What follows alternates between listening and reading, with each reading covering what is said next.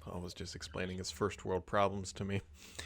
And We do a show. We just do a show by ourselves, and then he starts recording. that's pretty much it. There's It's just like there's a pre-show, there's a post-show, there's a no-show. I mean, Paul would call them first world problems. I would call them not problems. Not pro. Oh, okay. Well, I'll tell you. The thing I opened with was about you live in a house, or in this case a condo, and you're in the suburbs like a lot of people, and lawn equipment goes all day long every day when it's that season, or that 2/3 of the year at least, and then actually snow removal in a way. I mean, it just never ends, right? So the thing is, you got to remember, I'm the canary in this coal mine. I've been working from home for 30 years, so I've been complaining about this forever. And my friend, we'd be sitting in a restaurant or some bar or something at night, and I'd be like, "Oh my God, my ears are still ringing from these stupid lawn things." And my friends are like, "What are you talking about?" But now everyone works from home, and I will have people raise this issue to me as if they had invented it.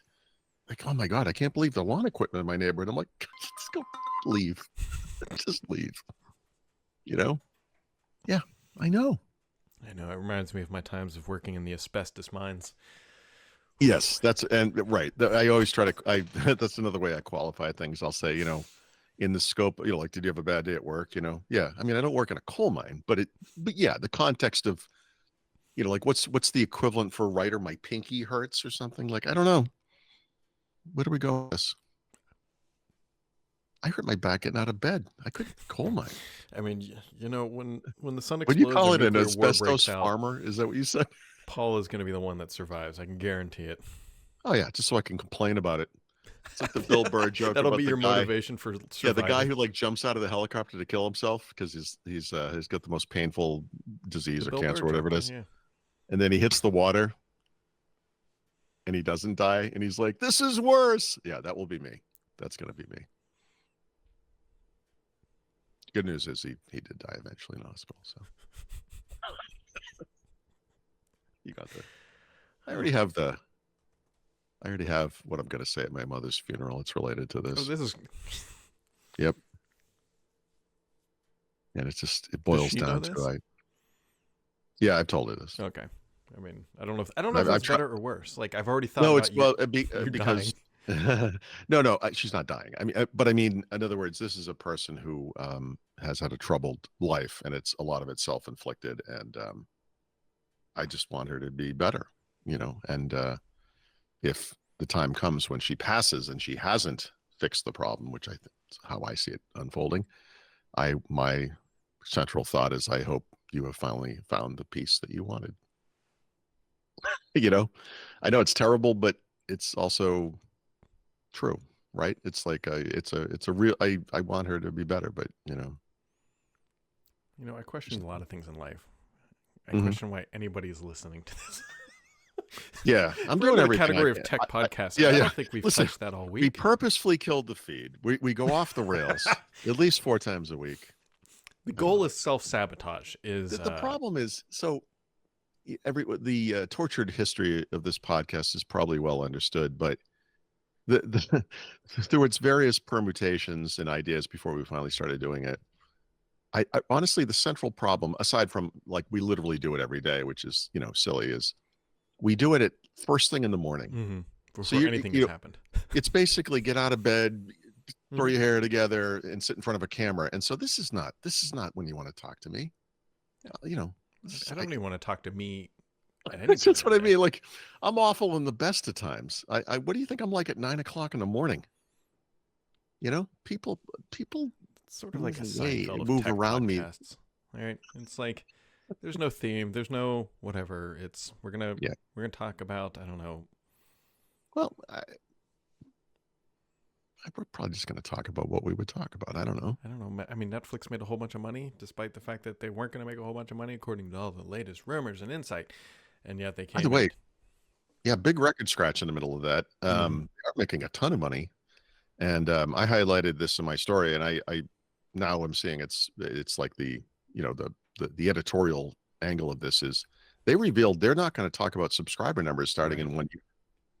And this is like what we see. Well, no, Microsoft does stop doing that with like Xbox, but that was because that product wasn't doing well from that perspective. So they highlight other metrics that they think Mhm. speak to the success of that platform. But Apple, which has very successful device sales, also stopped doing it, right? Mhm. And so why would a company that is in fact doing pretty well not provide that kind of information? And I think it's related to the fact that when investors in Wall Street or whatever looks at this company, they over focus on that stuff. It's like the Azure thing when Azure was 70% growth quarter after quarter after quarter.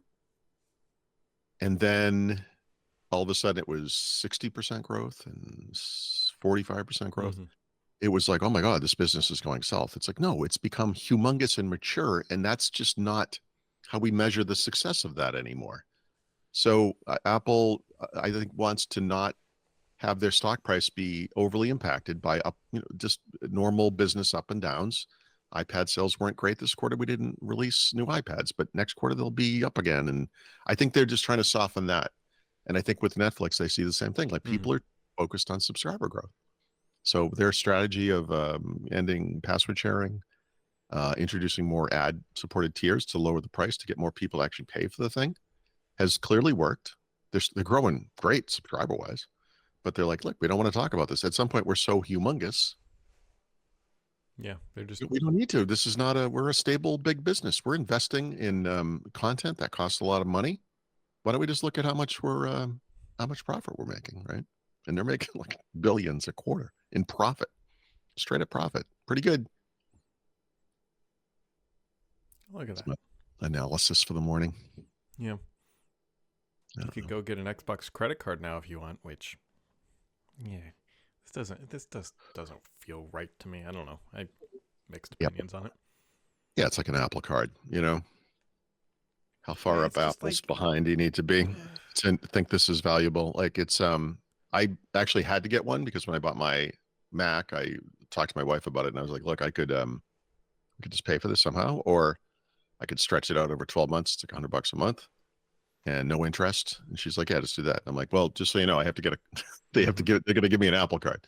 And she's like, yeah, I don't care. We're never going to use it. And, 3% cash back on apple.com purchases is, I don't know, maybe that sounds good to you, but have you ever seen credit card offers? I mean, this is a ridiculous credit card. It's not even close. I haven't. The So, last credit card I signed up for was my Amex Gold, and mhm. that was years ago. And that was it. Yeah, yeah. I We, don't. we, uh, yeah, we had my wife and I actually had a long conversation about credit card stuff. We were recently because we've been pumping everything through it's like a United, I don't know what it's called. It's like a black card, Yeah, but it's yeah, like yeah, one of yeah. the high That end cards, gets you right? your miles. Yep.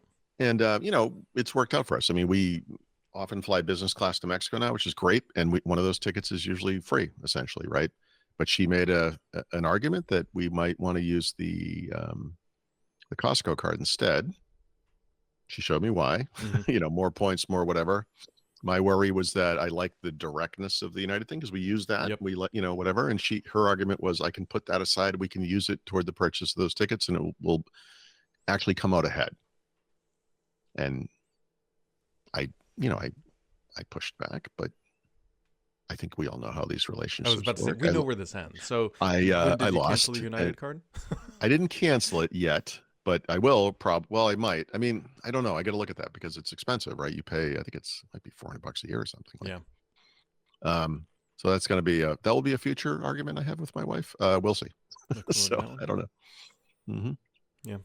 I don't know. Everybody's different. You got to find what works for you. That's right. That's exactly that. Yes. Yeah. I mean, that because Yep. I can't. Right. In other words, I can't say this is what you do. yeah. That's not a conversation. Different people have different needs and different whatever. Yeah, Yep. yeah. I mean, we pump all ours through the Amex, and we have not touched any of it because we're saving it all up for a European trip, probably in 2 years or something like that.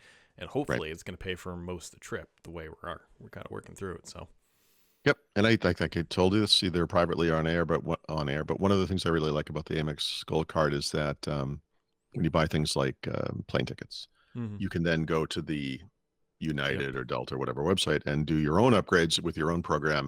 Yep. Whereas a lot of the other City, whatever those Yep. things are. That's not possible. You buy things through their little store, and that's the whole transaction. And Amex is nice like that. So I think that's going to work out for you. Yeah, I mean I kind of hope, because we're all in bed on it now.